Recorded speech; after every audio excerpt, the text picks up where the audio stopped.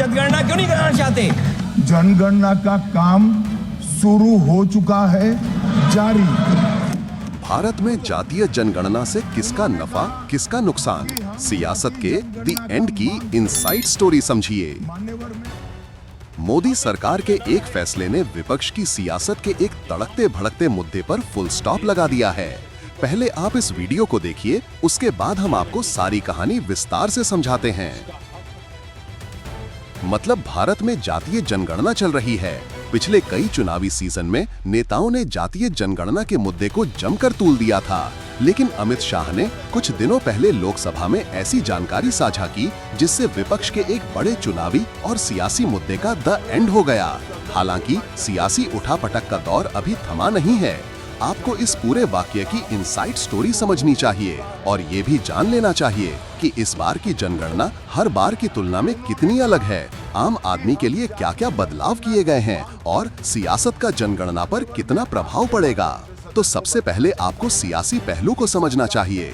बिहार में जातीय जनगणना हुई, पूरे देश ने देखा, जिसके बाद अलग अलग राज्यों में भाजपा विरोधी दलों ने जातीय जनगणना कराने की मांग शुरू की। हालांकि सरकार ने इस पर उस वक्त कोई जवाब नहीं दिया। सियासत गरमाती रही, मुद्दे बनते रहे। अब सवाल ये है कि विपक्ष क्या करेगा? तो जवाब ये है कि शायद विपक्ष अब प्रक्रिया को लेकर सियासी दांवपेच अपना सकती है, क्योंकि खुद पीएम मोदी ने इसकी जानकारी दी है कि इस बार की जनगणना बिल्कुल अलग है। इस बार जनगणना में आपकी भागीदारी भी आसान बनाई गई है। बयानबाजी तेज, जनगणना आसान, मोबाइल से 5 मिनट में भरें डिटेल।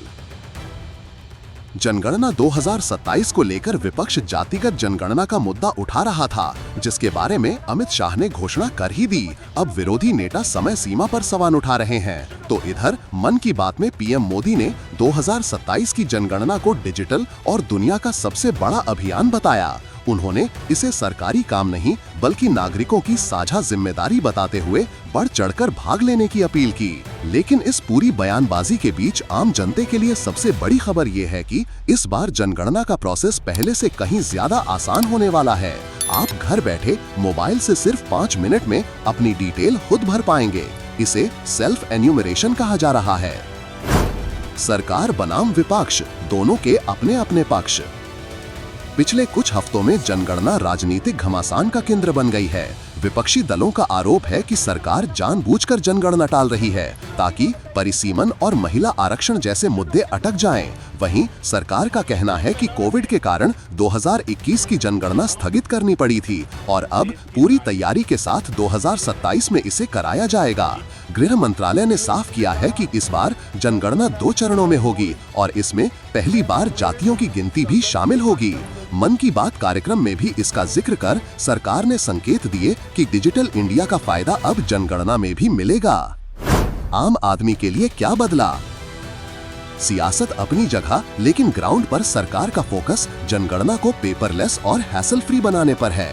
2011 में हुई पिछली जनगणना पूरी तरह कागज पर हुई थी। गणनाकर्ता घर घर जाकर 30-40 मिनट तक सवाल पूछते थे। इस बार 2 बड़े बदलाव हैं।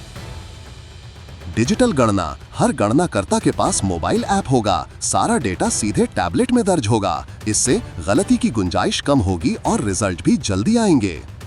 सेल्फ एन्यूमरेशन, पहली बार नागरिकों को खुद अपनी जानकारी भरने का विकल्प मिलेगा। आप जनगणना की वेबसाइट या मोबाइल ऐप पर लॉगिन करके परिवार की पूरी डिटेल खुद भर सकते हैं। बाद में गणनाकर्ता सिर्फ वेरिफिकेशन के लिए आएगा। आपका 30 मिनट का समय बच जाएगा। 2 चरणों में होगा जनगणना। पहला चरण यानी मकान सूचीकरण अप्रैल-सितंबर 2026 में। दूसरा चरण यानी जनसंख्या गणना फरवरी 2027 में। इस बार क्या नया? देश में पहली बार डिजिटल जनगणना के साथ ही जातीय आंकड़े भी जुटाए जाएंगे। कितने सवाल? मकान सूचीकरण में 31 सवाल और जनसंख्या गणना में 28 सवाल, यानी कुल 59 सवाल होंगे। सेल्फ एन्यूमरेशन कब? मकान सूचीकरण के चरण में ही पोर्टल खुलेगा। क्या आपका डेटा रहेगा सुरक्षित? सारा डेटा एन्क्रिप्टेड सर्वर पर रहेगा। जनगणना कानून 1948 के तहत आपकी निजी जानकारी किसी से साझा नहीं की जा सकती, कोर्ट में भी नहीं। पीएम मोदी ने मन की बात में भी इस बात की जानकारी दी कि लोगों की जानकारी गोपनीय रहेगी। घर बैठे 5 मिनट में कैसे भरें फॉर्म? सरकार के सेंसस पोर्टल और सेंसस इंडिया 2027 मोबाइल ऐप पर जाना होगा। Step 1 registration. censusindia.gov.in वेबसाइट या ऐप खोलें, सेल्फ एन्यूमरेशन पर क्लिक करें, अपना मोबाइल नंबर डालकर OTP से लॉगिन करें। स्टेप 2 मकान की जानकारी। यहाँ आपसे मकान से जुड़े 31 सवाल पूछे जाएंगे, जैसे मकान पक्का है या कच्चा, छत किस चीज की है, पीने के पानी का स्रोत क्या है, शौचालय है या नहीं, LPG कनेक्शन है या नहीं, इंटरनेट है या नहीं, गाड़ी कौन सी है। ज्यादातर सवाल ड्रॉप डाउन मेन्यू में होंगे, आपको केवल टिक करना है। स्टेप 3 परिवार के सदस्यों की जानकारी। हर सदस्य का नाम, उम्र, लिंग, वैवाहिक स्थिति, शिक्षा, काम धंधा भरना होगा। यहीं पर जाति का कॉलम भी रहेगा। दिव्यांगता, जन्म स्थान जैसे सवाल भी शामिल हैं। स्टेप 4 सबमिट और यूनिक ID। सारी डिटेल भरने के बाद सबमिट करें। आपको एक 11 अंकों का हाउस होल्ड एक्नॉलेजमेंट नंबर मिलेगा। इसे संभाल कर रखें। जब गणनाकर्ता आपके घर आएगा तो सिर्फ ये नंबर बताना होगा। वो डेटा वेरीफाई करके चला जाएगा। आपका 30 मिनट का समय बच जाएगा। किन दस्तावेजों की होगी जरूरत? अच्छी बात यह है कि सेल्फ एन्यूमरेशन के लिए आपको कोई दस्तावेज अपलोड नहीं करना है। आधार, पैन, राशन कार्ड की जरूरत नहीं है। ये पूरी तरह स्व घोषणा पर आधारित है। हाँ, जानकारी सही भरें, क्योंकि गलत जानकारी देना जनगणना कानून के तहत दंडनीय है।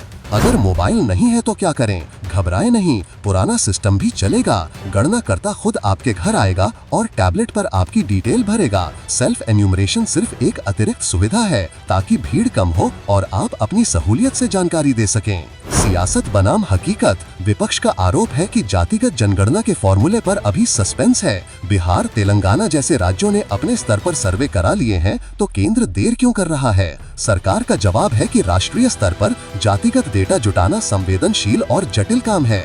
इसके लिए स्टैंडर्ड फॉर्मेट जरूरी है, ताकि डेटा का राजनीतिक दुरुपयोग न हो। दूसरा बड़ा सवाल समय सीमा का है। 2021 की जनगणना न होने से 140 करोड़ की आबादी का सटीक डेटा किसी के पास नहीं है। सारी योजनाएं 2011 के डेटा पर चल रही हैं। सरकार का कहना है कि 2027 की जनगणना के आंकड़े 2028 तक आ जाएंगे और 2029 लोकसभा चुनाव नए परिसीमन पर होंगे। आम आदमी के काम की 3 जरूरी टिप्स। अफवाह से बचें। कोई भी व्यक्ति फोन करके आपसे OTP या बैंक डिटेल मांगे तो न दें। जनगणना में बैंक या आय की जानकारी नहीं पूछी जाती। आखिरी तारीख का न करें इंतजार। पोर्टल खुलते ही फॉर्म भर दें, बाद में सर्वर स्लो हो सकता है। परिवार से बात करें। जाति, उपजाति जैसे कॉलम भरने से पहले घर के बड़ों से सलाह कर लें, ताकि एक रूपता रहे। सरकार ने तकनीक के जरिए प्रक्रिया को नरम करने की कोशिश की, जो आम आदमी के लिए सिरदर्द नहीं रहा। 2011 में जहां एक परिवार पर 40 मिनट लगते थे, वहीं 2027 में आप 5 मिनट में काम निपटा सकते हैं। बयानबाजी चलती रहेगी, पर एक जिम्मेदार नागरिक होने के नाते सही डेटा देना आपकी ड्यूटी है, क्योंकि इसी डेटा से तय होगा कि आपके इलाके में कितने स्कूल, अस्पताल, सड़क और राशन की दुकानें बनेंगी। तो पोर्टल लॉन्च होते ही तैयार रहिए। जाहिर है, जनगणना पर विपक्ष को सियासत के लिए नई जमीन तैयार करनी होगी। लंबे समय से जनगणना, खास तौर पर जाति जनगणना, एक बड़ा सियासी मुद्दा रहा है, लेकिन सरकार ने एक तरह सियासी मुद्दे को चोट पहुंचाने की कोशिश की है। हालांकि वो कहावत है ना, दिल्ली अभी दूर है, मतलब ये जनगणना की प्रक्रिया अभी शुरू हुई है। 2027 तक पूरी होगी, आंकड़े 2028 तक आएंगे, यानी राजनीति कभी भी किसी भी और करवट ले सकती है।